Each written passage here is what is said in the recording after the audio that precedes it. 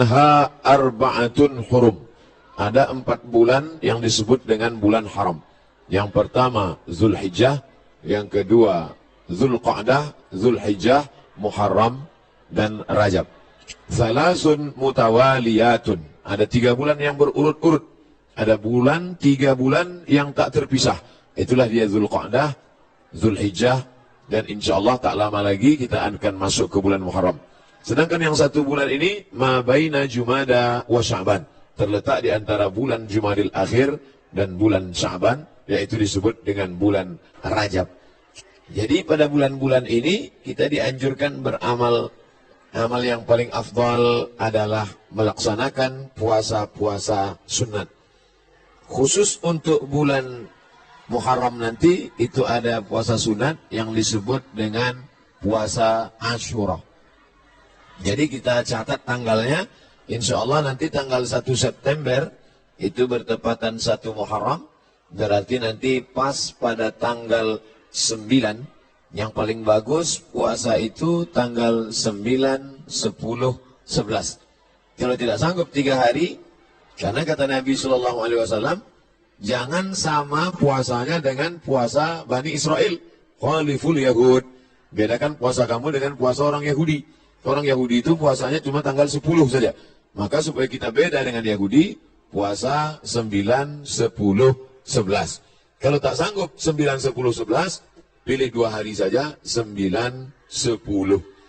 Nah, ketika Nabi sampai ke kota Al-Madinah Al-Munawwarah, Nabi melihat orang-orang Yahudi di Madinah itu puasa. Di Madinah ada 3 orang Yahudi. Yahudi Bani Nadir, Yahudi Bani Quraizah, Yahudi Qainuqa. Mereka tak makan, tak minum pada hari itu. Nabi bertanya, ma hadza? Hari apa ini? Mereka menjawab, hadza yaumun salihun. Ini hari yang baik. Najjallahu fi Musa wa aghraqa fi Fir'aun. Hari ini Allah menyelamatkan Nabi Musa dan menggelamkan Fir'aun laknatullah alaih. Maka kemudian mereka bersyukur kepada Allah dengan melaksanakan puasa pada tanggal 10, karena Allah sudah menyelamatkan Musa alaihi salam dan menenggelamkan Fir'aun. Maka Nabi Muhammad SAW berkata, nahnu ahaqqu bi Musa minhum. Kami lebih berhak terhadap Nabi Musa daripada mereka.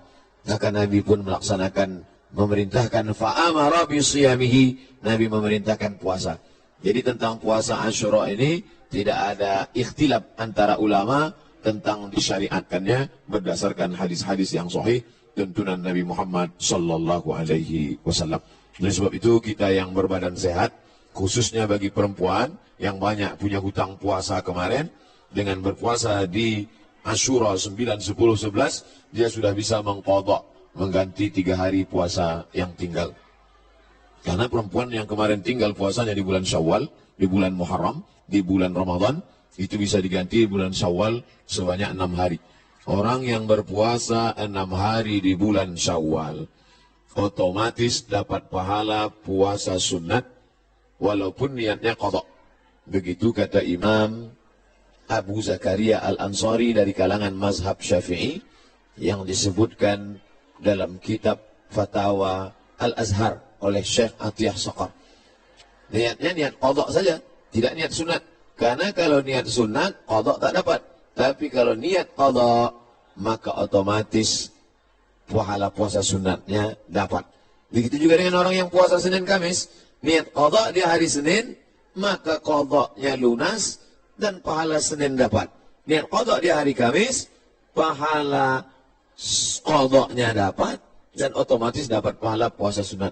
Begitu juga dengan nanti 3 hari di bulan Asyura, di bulan Muharram itu 9, 10, 11. Niatnya niat qadha. Nawaitu sauma qadha'in. Saya berniat puasa qadha mengganti yang Ramadan tinggal kemarin. Apakah karena haid, maaf cakap, atau karena menyusukan anak, atau karena mengandung anak, atau karena baru melahirkan karena nifas. Maka mesti diganti. Cara yang paling efektif adalah sekali dayung 2-3 pulau terlampaui. Walaupun ini masalah perempuan, tapi laki-laki mesti tahu. Karena semua laki-laki punya istri, punya anak perempuan, punya kakak perempuan, punya adik perempuan. Inilah perlunya fiqhul mar'ah, fikih perempuan. Dengan melaksanakan puasa, badan sehat. Karena ternyata makanan yang kita makan itu banyak bakteri racun di dalamnya. Kenapa padi kita bisa tumbuh tak ada dimakan wereng? Karena ternyata disemprot dengan pestisida. Kenapa buah apel yang kita makan itu tidak berulat? Karena ternyata ulat tak mau memakan apel karena ada pestisida. Bahkan ikan asin yang kita makan pun itu kena formalin. Makanya tak dikerubungi lalat. Lalat pun tak mau. Kita aja yang mau makan ikan asin tuh. Oleh sebab itu orang yang pandai ditengoknya mana ikan asin yang tak dikerubungi lalat tak dia beli. Walaupun nampaknya segar. Begitu juga dengan ikan. Dulu kita tahu ikan cuma di es saja. Sekarang ikan disiram, direndam pakai formalin. Akhirnya kita memakan racun. Maka muncullah ada kanker darah, kanker tulang, kanker cancer, kata orang barat. Tak ada obatnya sampai sekarang. Ternyata penyakit-penyakit ini bisa hilang dengan menerapkan namanya terapi fasting. Fasting artinya menahan makan. Orang barat tak tahu puasa. Mereka tetap makan buah, makan ringan, minum air putih. Tapi mereka tak makan dari pagi sampai siang sampai malam. Ternyata kalau kita tidak makan, maka badan kita memakan diri kita sendiri. Itulah racun-racun hilang di dalam badan. Kalau orang menerapkan terapi fasting tak makan ini selama 8 hari dalam sebulan. Subhanallah, Masya Allah. Ini belum lahir Nabi, belum lahir lagi orang yang menemukan penyakit ini sudah diajarkan oleh Nabi Muhammad SAW. 8 hari tak makan dalam sebulan, Senin Kamis, Senin Kamis, Senin Kamis, dan Senin Kamis. Maka siapa yang melaksanakan puasa Senin Kamis, tapi yang lebih bagus lagi adalah lebih banyak daripada Senin Kamis. Karena kalau Senin Kamis cuma 8 saja, tapi yang lebih banyak daripada itu adalah 15 hari. Ahabbus shaum ilallah shaumi Daud. Puasa yang paling disukai Allah adalah puasa Nabi Daud alaihissalam. Ya sumu yauman, puasa hari ini, makan besok. Puasa hari ini, makan besok. Adapun saya menyampaikan tentang puasa ini, karena kebetulan kita di hari baik, bulan baik. Bukan berarti saya sedang puasa, tidak. Nah, jadi jangan nanti ketika diajak makan, Ustaz itu cuma pandai ceramah aja itu. Buktinya dia makan juga. Ini pun ceramah ini tak terlalu lama. Karena tadi saya dapat kabar cepat sikit, kepiting ini udah mau lari gitu. Bapak Ibu yang dimuliakan Allah Subhanahu wa Ta'ala, oleh sebab itu nampaknya di masa akan datang tak bisa lagi kita ceramah dalam masjid, mesti dibuatkan pentas karena jamaah mengamuk-ngamuk. Ini kalau dipeturutkan betanggalan pintu-pintu masjid ini tidak malam. Saya beberapa tablik akbar ini saya minta supaya di dalam masjid, karena kalau di keramaian ini dibuat pentas, orang ramai, tak semuanya senang, banyak juga yang takut nengok orang banyak. Nah, jadi saya minta ke panitia dalam masjid aja, biar supaya tenang, lebih sejuk. Rupanya masyarakat tak bisa dibendung. Nah, inilah buktinya, tengok melimpah ruah, kasihan. Di masa akan datang nanti panjang umur, sehat badan, kita buat di stadion lapangan sepak bola. Untuk hari ini sabar-sabarkan aja dulu. Nah, jadi yang di luar menengok, tengok aja lah layar TV itu sama macam menonton TV One hari biasa. Nanti saya sampaikan, selesaikan dulu pesan-pesan ini. Setelah itu nanti saya jawab beberapa pertanyaan. Setelah itu kami pun akan langsung menuju airport. Karena saya akan berangkat pulang. Ini tausiah yang terakhir. Mudah-mudahan tausiah yang terakhir ini yang terbaik, insya Allah. Jadi intinya pulang nanti Bapak Ibu sekalian, Bapak-Bapak sampaikan pesan ke istrinya supaya mengganti puasa. Nanti kalau ada yang bertanya, apa isi ceramah Ustaz Somad tadi? Supaya kau ganti puasa. Karena suami disuruh Allah, ya ayyuhalladzina amanu, wahai para suami, ku anfusakum, jaga dirimu, wa ahlikum, istrimu, anakmu, naro, jaga dari api neraka, yaitu dengan melaksanakan puasa. Ibu-ibu, perempuan-perempuan banyak tahan makan, tahan minum. Apa nama programnya? Diet. Dia mau diet, kurus. Diet, tahan makan, tahan minum. Tapi orang diet tak dapat pahala.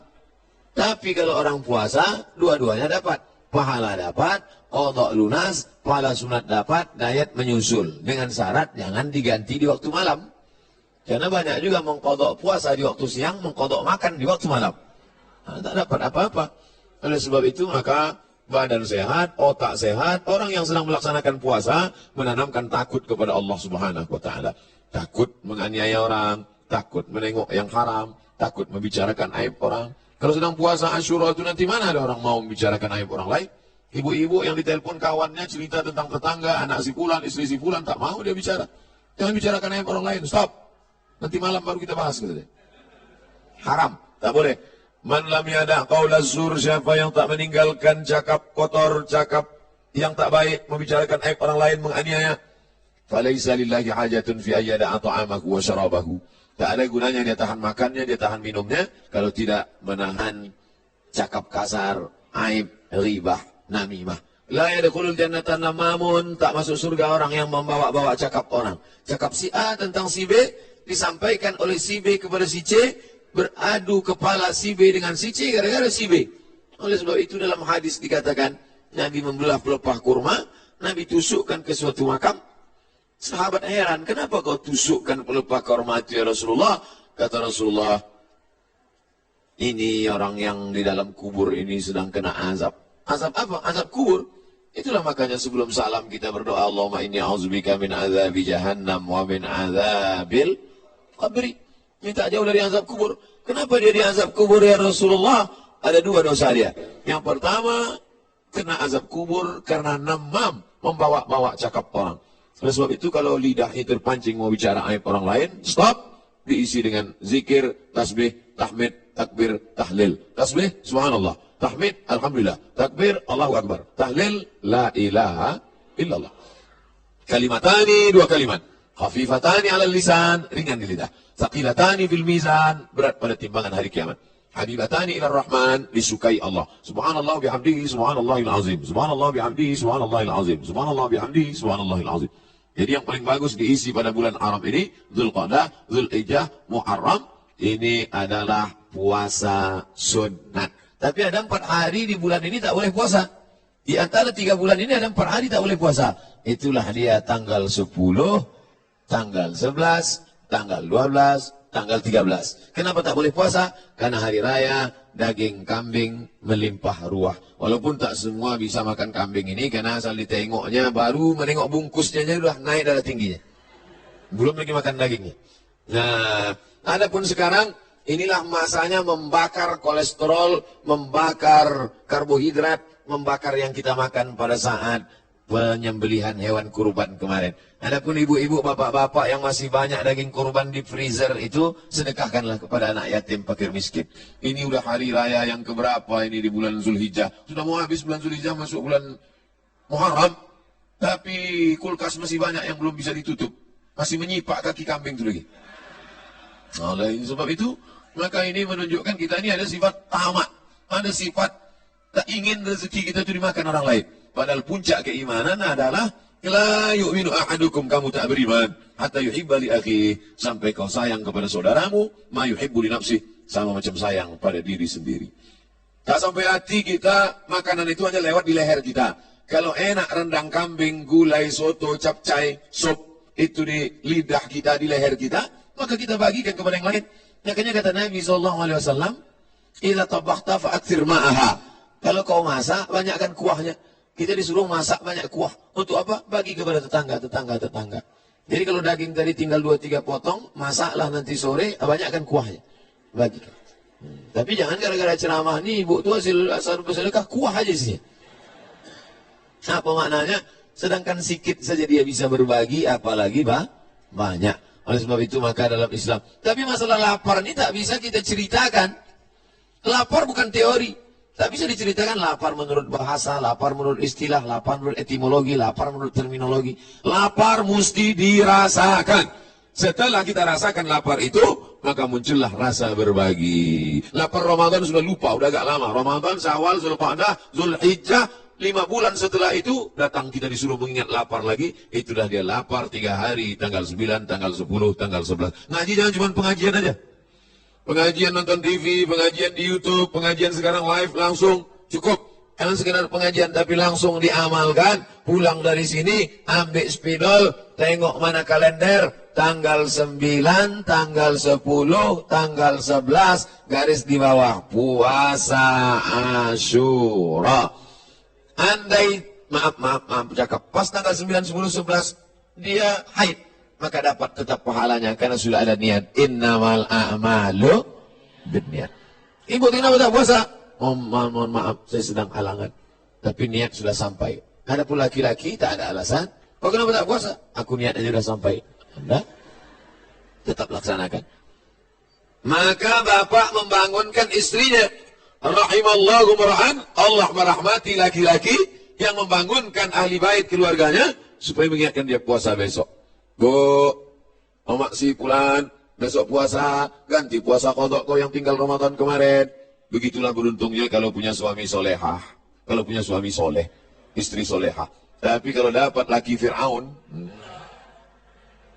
tak mau tahu dia, sholat kau sembahyang tidak sembahyang bukan urusanku, puasamu bukan urusanku. Padahal dalam Islam diajarkan kita ini mesti menjaga orang yang ada di sekitar kita, keluarga, tetangga, sahabat, kerabat. Wa anzir ashiratakal aqrabin. Berikanlah peringatan kepada keluarga-keluarga yang dekat. Ini penting sekali tentang masalah puasa ini. Semua penyakit berawal dari lambung. Semua penyakit berawal dari lambung. Oleh sebab itu maka kosongkan lambung, hilangkan bakteri. Coba tengok iklan di TV. Dari bakteri di dalam lambung itu muncul penyakit gula darah, muncul penyakit diabetes, muncul penyakit jantung koroner, muncul penyakit kanker, muncul penyakit makanan. Bagaimana supaya cara makanan tadi hilang? Ini diperbanyak puasa sunat. Bagi yang sudah puasa sunat, alhamdulillah. Bagi yang mencoba, mudah-mudahan disampaikan Allah Subhanahu Wa Taala niatnya sampai akhir. Jangan takut nanti puasa sunat badan lemas, puasa sunat kecuali dia bekerja berat. Bekerja berat tidak dianjurkan puasa sunat karena dia mencari nafkah. Bapak-bapak dari tentara, kepolisian, dia berat tugas. Polisi lalu lintas. Kalau dia puasa tak sanggup. Jangan untuk menangkap, mengembus semprit itu tak sanggup. Sedangkan ini tugas negara. Tugas ini wajib. Sedangkan ini sunat. Jangan didahulukan yang sunat, meninggalkan yang wajib. Pegawai kantor camat disuruh duduk, pelayan masyarakat dari pagi sampai sore duduk. Tidur pula di musola. Orang mau ngurus KTP, akte kelahiran, perpanjangan segala macam. Mana pegawainya? Tidur di musola. Kenapa? Puasa sunat, makan haram. Karena dia digaji oleh negara, APBN, APBD untuk melayani masyarakat. Bekerja itu wajib, sedangkan puasa ini sunat. Ini kalau ada orang model begini, ini orangnya alim tapi jahil. Alim kok jahil, semangat beribadahnya kuat, tapi tidak punya ilmu pengetahuan. La ilaha illallah. Tapi tengok pangkal ayatnya. Fa'lam annahu la ilaha illallah. Apa makna fa'lam? Berilmu. La ilaha illallah penting, tapi ada ilmu tentang la ilaha illallah. Siapa itu Allah? Awaluddin ma'rifatullah. Perkara pertama dalam agama ini adalah mengenal Allah. Wujud, idam, baqa, mukhalafatul hawadis, qiyamuhu binafsi, wahdaniyah, qudrat, iradat, ilmun, ayat, sama, basar, kalam, kaji, sifat 20, mengenal Allah Subhanahu wa taala. Akidah pokok pangkal yang pertama. Setelah akidahnya kuat, barulah ibadah. Salat, puasa, zakat, haji, umrah, zikir, baca Quran. Tapi ada ibadah dalam hati. Salat nampak, Allahu Akbar. Haji paling nampak. Setahun lagi mau haji, kendurinya dari sekarang.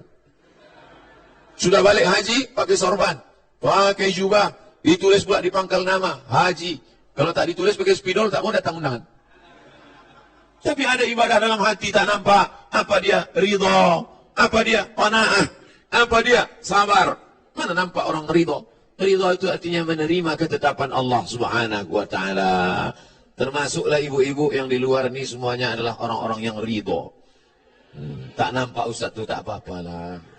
Suaranya pun jadilah. Adapun tadi yang sempat unjuk rasa itu sekarang udah agak ridho sedikit. Nanti setelah kita masuk ke dalam surga, ditanya oleh Allah, surga kalian sudah dapat, makanan kalian sudah dapat, sungai, taman-taman, maza turidun. Penghuni surga kalian mau apa? Penghuni surga menjawab, ridhaka. Ada satu yang kami belum dapat, ridha engkau ya Allah. Karena yang mendapatkan ridha Allah adalah orang-orang yang ridha di dunia, menerima ketetapan Allah Subhanahu wa ta'ala. Nah, jadi yang di luar ini udah ketetapan Allah, terima aja lah. Gitu cara menenangkan orang yang di luar-luar.